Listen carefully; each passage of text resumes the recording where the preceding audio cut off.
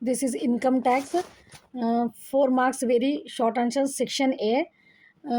Five theory questions will be given to you and three short problems. Sometimes you may get like that, and sometimes four problems, four theory. Definitely theory questions, short theory questions will be there compulsory in the question paper. So some important theory questions I am discussing today, which carry each question carried 4 marks. So first, SSC. An SSC is a person who is liable to pay tax under the income tax act. SSC अपन जो भी problems कर रहे हैं उसमें देख रहे हैं ना, अपन SSC बोल के रहता, ठीक है ना. तो जो भी पर्सन जो लायबल है टैक्स पे करने को income tax under income tax act, वो पर्सन को अपन SSC बोलते हैं. It's clear no. SSC is a person who is liable. Liable means pay करने के लिए ज़रूरी है उनको पे करना है उनको tax under income tax act. It includes individual भी हो सकते, वो कंपनीज भी हो सकते हैं, फर्म्स भी हो सकते हैं, और Hindu undivided family and others. SSC बोले तो एक इंडिविजुअल कुछ नहीं बोलते, ठीक है. मिस्टर राज, ऐसा एक कंपनी भी हो सकती है, XYZ लिमिटेड कंपनी एक फर्म भी हो सकती है, और एक हिंदू अनडिवाइडेड फैमिली भी SSC में आ सकती. एंड SSC में also be someone who is liable to pay any sum of money under the act. और SSC में ऑल्सो भी समवन, जो भी कोई भी जो है तो जो लायबल है पे करने के लिए sum of money under the act, उसको अपन SSC बोल सकते हैं. It includes deem SSC. Deem SSC बोले तो अब कोई प्रॉपर्टी जो है सो एक ग्रैंडफादर है, उन्होंने अपने उनके बेटे को जो है सो प्रॉपर्टी दे दिए, ठीक है, उनकी प्रॉपर्टी पे उनके बेटे को आ गई, तो वैसे डीम्ड SSC जो हेरिटेरी आते रहता, उसको डीम्ड SSC बोलते हैं. लाइक लीगल रिप्रेजेंटेटिव जो भी रहते वो भी SSC होते हैं. They even though they are not the owner of the building, but लोग जो है सो लायबल है टैक्स पे करने के लिए. अगर पूरा रेंट अब उन्होंने ले रहे अगर, तो लायबल रहते उन्होंने टैक्स पे करने के लिए, तो वो भी SSC होता है. तो डीम SSC बोलते हैं उनको. SSC is classified into different types. Regular SSC रहते हैं, इसमें अपने को deemed SSC, representative SSC and SSC in default, ठीक है. ये अपने को जो है सो 4 तरह के SSC रहते हैं. टाइप्स ऑफ SSC में regular, deem, representative and SSC in default. A person में be assessed for their own income और इनकम ऑफ अनदर. पर्सन जो है सो उनकी ओन की इनकम या इनकम फ्रॉम अदर से जो है सो असेस्ट कर सकते. The term is widely used in all income tax documentation. SSC ये जो है सो जो भी इनकम टैक्स के डॉक्यूमेंटेशन रहते हैं उसमें जो है सो ये टर्म वाइडली यूज होता. Now next question we have previous year. Previous year बोले तो अपन, आप लोग देख रहे हैं ना, प्रीवियस ईयर का अपन जो है सो यहाँ पर कैलकुलेट करते हैं 1 ईयर का. It is the financial year रहता है immediately preceding to the assessment year. अब आपके पोर्शन के हिसाब से आपके जो आप जो बैच में एग्जाम लिख रहे हो उसके हिसाब से आपका असेसमेंट ईयर 24 to 25 है. प्रीवियस ईयर आप जो प्रॉब्लम में आ रहा है आपको 23 24 का आप लोग कैलकुलेट कर रहे हैं, ठीक है ना. इट स्टार्ट 1 ईयर से 31 मार्च तक रहता. Income earn during this year is assess in the following year. ये ईयर में जो भी इनकम आती, प्रीवियस ईयर में जो भी इनकम रहती है SSC की, वो फॉलोइंग नेक्स्ट ईयर में जो है सो उसको कैलकुलेट करते हैं.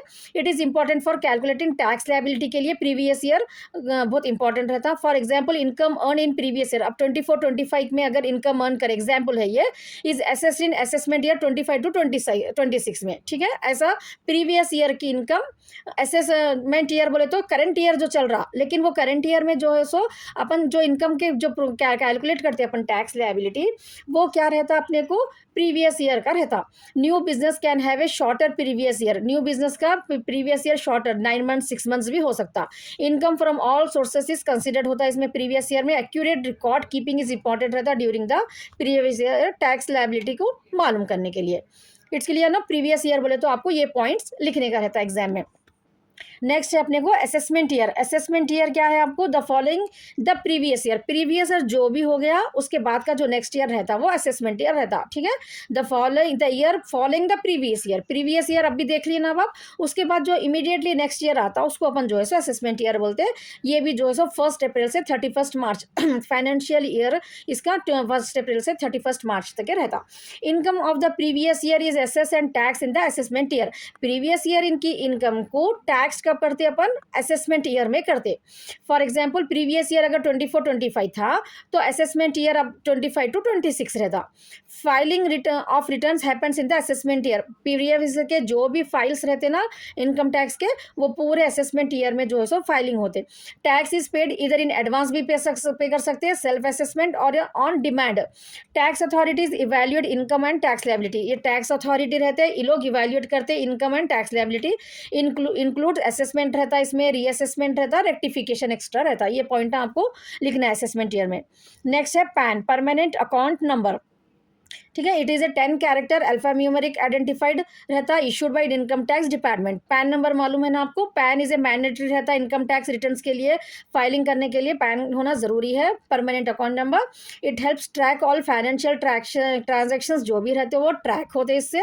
It is issued under section 139A of the income tax act. Income tax act के हिसाब से 139A सेक्शन में हर इंडिविजुअल को परमानेंट अकाउंट नंबर जो है सो इशू करने का ऑर्डर आया।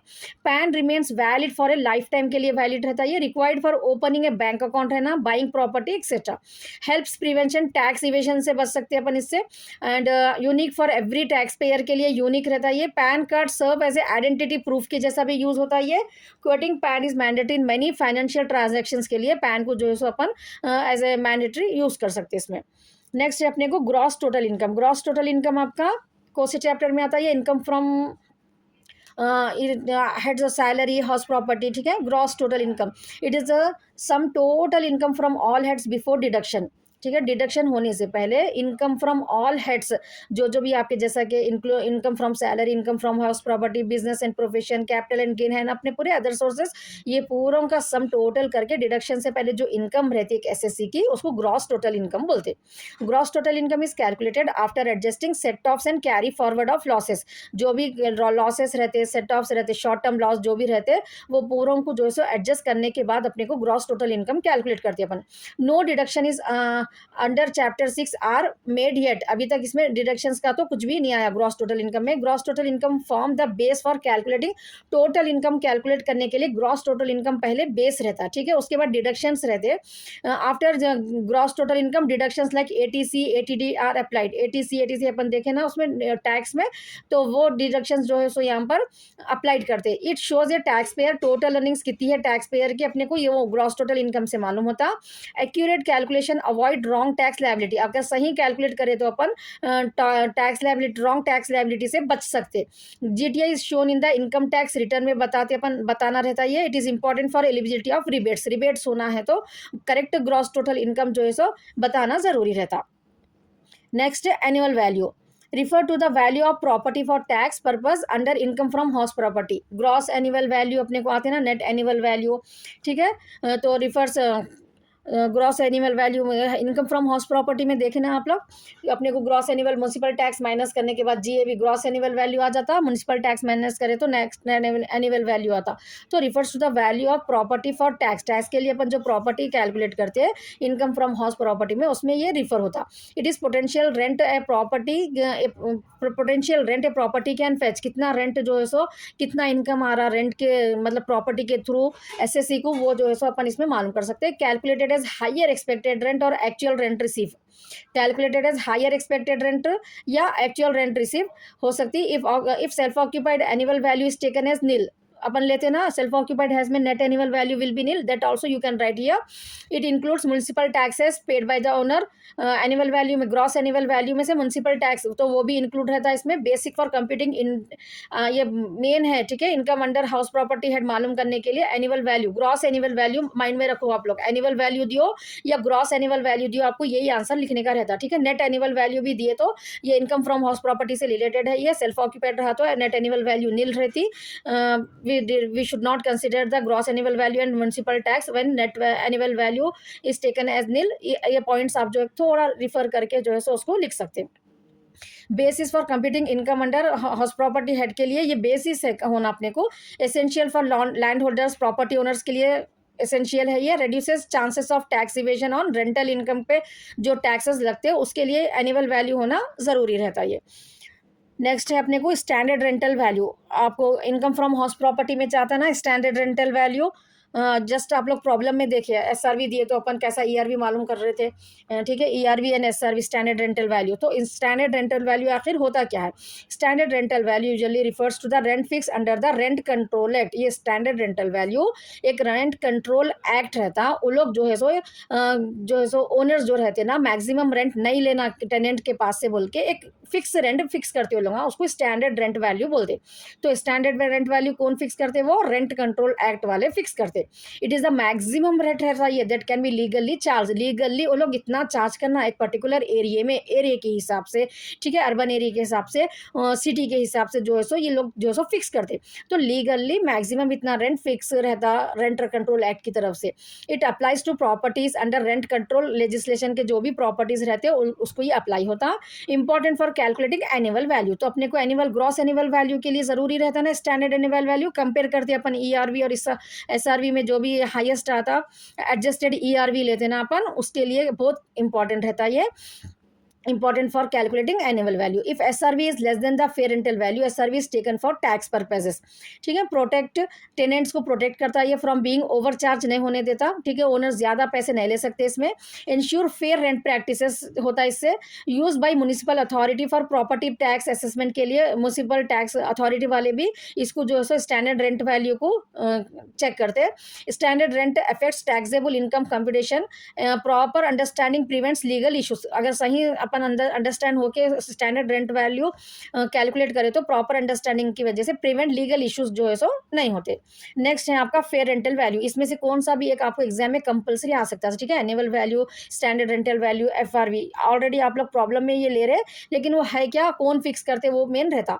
It is the reasonable rent a similar property can fetch in the same locality. अब आपका घर है, ठीक है, आपके घर के 4 घर के बाद सेम आपके जैसा पोर्शन कितना ले रहे हो लोग, ठीक है। It is a reasonable rent similar property. आपके एरिया में आपकी प्रॉपर्टी, आपका जो रूम है वैसा जो है सो आपकी लोकेलिटी में दूसरे जने कितना रेंट ले रहे वो रूम का, उसको फेयर रेंटल वैल्यू बोलते।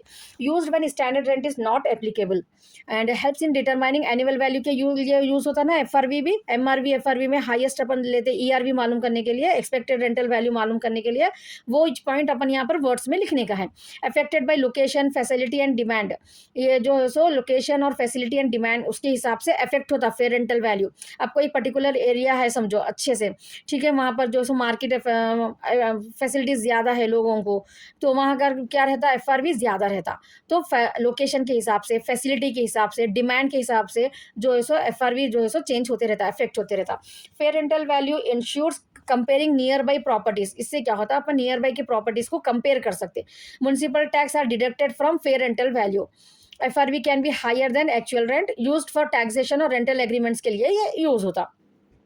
नेक्स्ट है अपने को depreciation. Reduction in the value of assets over time due to wear and tear is called as depreciation. Already you people have learn in intermediate what is depreciation. In first sem also you have learned, no, allowed as an expense under the income tax act. So now you have to write allowed as an expense under the income tax act में भी अपने को ये एक expense के जैसा allow होता। Applicable to tangible और इंटेंजिबल एसेट्स को भी, अपन वहाँ पर सिर्फ टैंजिबल को देखे थे ज्यादा, लेकिन इनकम टैक्स के हिसाब से ये एप्लीकेबल है डिप्रिसिएशन टैंजिबल और इंटेंजिबल एसेट्स दोनों के लिए भी। Rates of depreciation are specified. Income tax rule fix करते हैं यहाँ पर, ठीक है।